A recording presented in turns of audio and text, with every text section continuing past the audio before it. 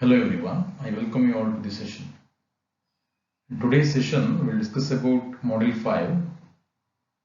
In that, we'll discuss about principle of mobile communication. We'll just give introduction to mobile communication and what is mobile communication, what is cellular mobile communication concept. Then we'll have a discussion about GSM, block diagram, and the last we'll discuss about cellular mobile system concept. In the last class, we discussed on block diagram of communication system. The basic block diagram of communication system. It's having the blocks like source, transmitter, channel, receiver, and destination. Introduction to mobile communication. A cellular mobile system provides a standard telephone operation by full duplex two-way radio at remote location. Mobile communication is also called as a cellular concept, and here the full duplex means in both way you can communicate the information. There are different type of communications are there: half duplex, full duplex. And here the full duplex means two-way radio at remote location, and the frequency using RF frequency here, and it provides a wireless connection to the public switch telephone network (PSTN) from any user location within the radio range of the system. And it is also called as a wireless communication because you are not using any wire to communicate between source and the destination. And you are using a public network, generally that is called as a PSTN. Then cellular system, the concept beyond mobile communication is we call it as a cellular system. And here this diagram shows the cell area of each cell here, and generally the cell area looks like a hexagonal shape because the area, see, you can observe here, then this is an hexagonal shape, each area is an hexagonal shape, and the geographical area, if I use a hexagonal shape, then the area won't be lost. The basic concept behind the cellular system is that the service area is divided into many small areas known as cells. And the definition for a cell is a geographic unit of cellular system, and it contains its own receiver and low power transmitter. This cell generally is acting like a base station. It's having its own transmitter and the receiver. And each cell covers only several square meters. And it is around meters, and 10 kilometers range, the one cell will be present. The shape of a cell is ideally a hexagon, but in reality it may be a circular or any other geometrical shapes. These areas may overlap and the cells may be of different sizes. The size of the cell is not same, it is different based on the location what you are using. And this basic cellular system consists of mobile stations, base station, then we are having a mobile switching center, we'll call it as MSC, so called as mobile telephone switching office, MTSO. So you can observe in your area that's like you're having a big tower, and that is corresponds to a cell, and that region, and suppose if I consider an example, in the Puttur region you are having one cell, and that tower which covers the entire distance of Puttur region. So if I am in that particular region, then I can use that particular frequency band, and then I can communicate with the other person that way. So it consists of mobile station, base station, mobile switching centers. The next build on GSM. As you know, GSM stands for Global System for Mobile Communication. The standard developed by the European Telecommunication Standard is ETSI. to describe the protocol for digital cellular network used by mobile devices. And it was first developed in Finland in December 1991. Similarly, there are different technologies are there like CDMA, Code Division Multiple Access, and this global system for mobile communication uses the technique of TDMA and the FDMA, the combination of both. That is, TDMA means time division multiple access, and the FDMA means frequency division multiple access technique. So here the figure shows the block diagram of a GSM system. GSM system, and it is having 3 sections. The first section we'll call it the mobile station, and the second thing you will call it as a base station subsystem, and the last is a network subsystem. And one more thing is the public switching telephone network is there here. PSTN, SDN, and the PSPDN, CSPDN, and all. It's all public domain networks and all. The abbreviation for each block, I mean here in the mobile station you are having 2 blocks, one is SIM and the other one is ME. The SIM generally used in the mobile phones, and the abbreviation for SIM is Subscriber Identity Model. And second one is the ME. The ME means mobile equipment. And third is we call it as a BTS, the base transceiver station. Then BSC, the base station controller. Then in our network subsystem we are having HLR, that is home location register. And VLR, we'll call it as a visitor location register. Then MSC, the mobile switching center. EIR, equipment identity register. AUC, authentication center. PSDN, public switching telephone network. ISDN means the integrated service data network. This is PSPDN means packet switched public data network. CSPDN means circuit switched public data network. So all these terminologies are used in telecommunication standards. And this is about the block diagram for a GSM system. And for example, the GSM systems example we can consider it as a BSNL. The BSNL is an example for a GSM system, and even Airtel, Vodafone, all are example for a GSM communication system, and that stands for Global System for Mobile Communication. Now each section will discuss what is the role of this mobile station, what is the role of this base station subsystem, and the network subsystem. And in the network subsystem there are many like HLR, VLR, EIR, AUC and all. We'll discuss one by one. And the GSM network architecture has 3 main subsystems. One is mobile station, base station, and the third one is a network subsystem. Mobile station, it is a section of GSM that the user sees and operates. See, suppose I am the user, I'm using this mobile station. The 2 main elements are mobile equipment and subscriber identity model, that is SIM. The mobile equipment means what's the mobile phone I'm using, and different manufacturers are there, like Samsung, Apple, then Redmi, and all. Those are the manufacturers. That is a set. What is the mobile set I'm using? That is called as mobile equipment. And to operate that, I have to use the SIM, subscriber identity model. Here, the mobile equipment ME includes the display, the case, battery, and electronics used to generate the signal and process the data received and it to be transmitted. And they might be observed, mainly this mobile communication is used by some electronics components and all. It's having ICs, and we use a battery here, and to generate a signal and process and data received and it to be transmitted. The second component is the subscriber identity model. It contains information that provides the identity of the user to the network. It's having some separate numbers will be there, and by using that some identity will be assigned to each user.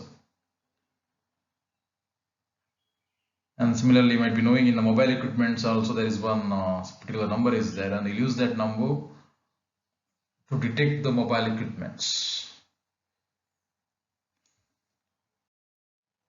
Next, base station subsystem. It is fundamentally associated with the communicating with the mobiles on the network. It consists of one or more base transceiver station and base station controller. And this is the one which communicate between your mobile equipment and the network system subsystem. And here, there are two parts are there. One is BTS, other one is BSC. And this BTS we'll call it as generally an example is just like a mobile tower. It's having its own transmitter and the receiver. And each BTS defines a cell and consists of radio transmitter, receivers, and their associated antennas to communicate directly with the mobiles. To communicate directly with the mobiles, we'll use this BTS and all. And the BSC may be connected to a BTS or multiple BTS units, and hence multiple cells. And there is the communication between a number of BTS will be communicated with the BSC. The BSC means you call it the base station controller. It will controls and it will communicate with the different BTS. And the third subsystem is, we will call it as a NSS, that is a network switching subsystem. And it is the core of network of your GSM, and that provides the main control and interfacing for the whole mobile network. So the main elements are mobile switching center, we'll call it as MSC. It is also known as mobile telephone switching office, MTSO. It acts like a normal switching mode within a PSTN or ISTN. It controls the cell and provides the interface between each cell and the main telephone office. And as I mentioned, this will communicate with the BTS, and through this we will communicate to the mobile equipment, and it is like an interface between the cell and the main telephone office. And the second part in this NSS is home location register, HLR, and this home location register will maintain the database. This database contains all the administrative information about each subscriber along with their last known location.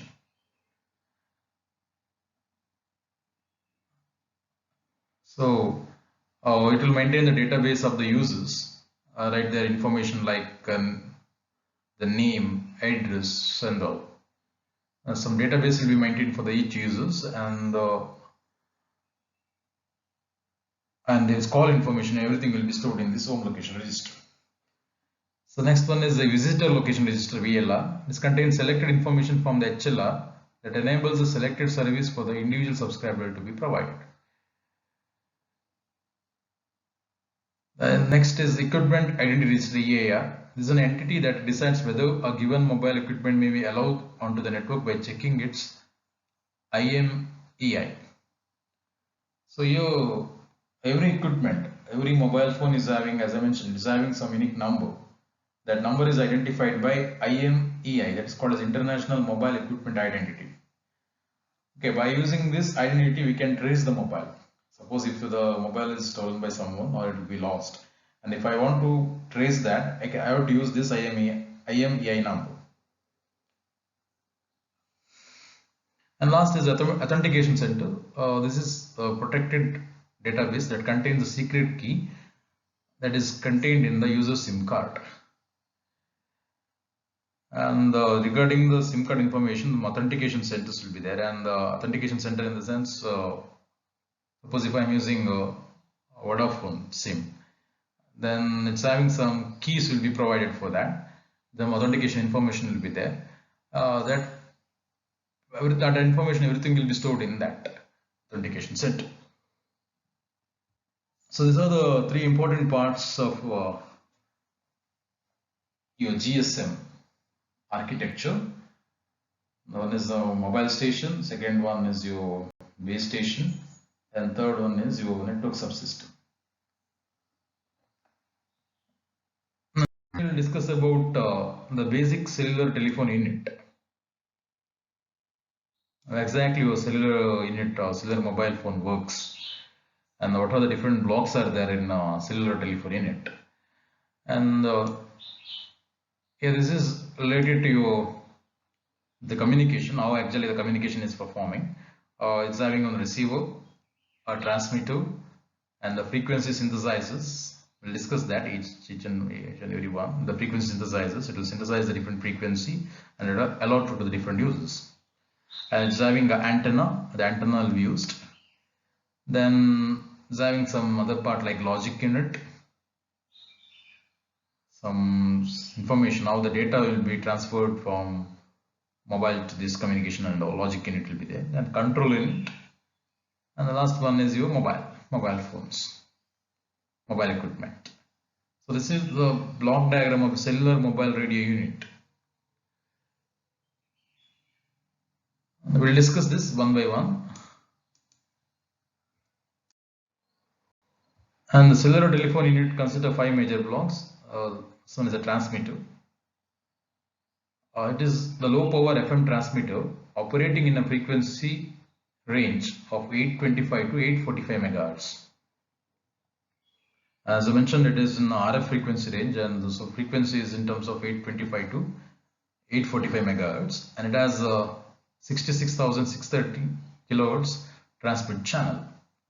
So the transmitter which is used in cellular telephone unit is having the frequency in the range of 825 to 845 megahertz. And the receiver, and it consists of RF amplifier, FM demodulator, and filters. And this RF amplifier boosts the level of received cell side signals. What are the signal will be received, right? It will improve that. It will improve the quality of the signal, and at the same time it will amplify the signals. It will increase the strength of the signal which is received. The received signal is monitored by MTSO. The mobile centers will be monitored by this. The part of the receiver. And third component is your frequency synthesizer. It is used to generate various signals required for transmitter and the receiver. The name itself indicates it synthesizes a different frequency and it will allocate to the users. So as I mentioned, it generates various signals required for transmitter and the receiver. And a mobile unit initiates a call. If I am initiating a call, MTSO identifies the user and assigns a frequency channel which is not used by any other mobile in the cell. MTSO sends a unique code for setting a channel frequencies. So if I am initiating a call, if I want to call a person, then I will dial his number, and while dialing, that information will be sent to the MTSO. The MTSO will identify that and it will allot certain frequency channel, so it is not used by some other mobiles in the cell, and it will send some unique code. The next block is about logic unit. It is a microprocessor controlled master control circuit for cellular radio.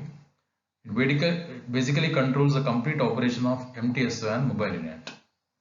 So here, as I mentioned, is a logic unit, and it will provide some logic how exactly the unique code is generated, how exactly the communication is happening between the mobile unit and the MTSO and all. It is a microprocessor. The microprocessor is the one. Here we will write some different programs and all, and how to control the different devices in the MTSO and mobile units and all. It's a logic unit, and basically the data will be sent in terms of zeros and ones, and that data will be stored in that.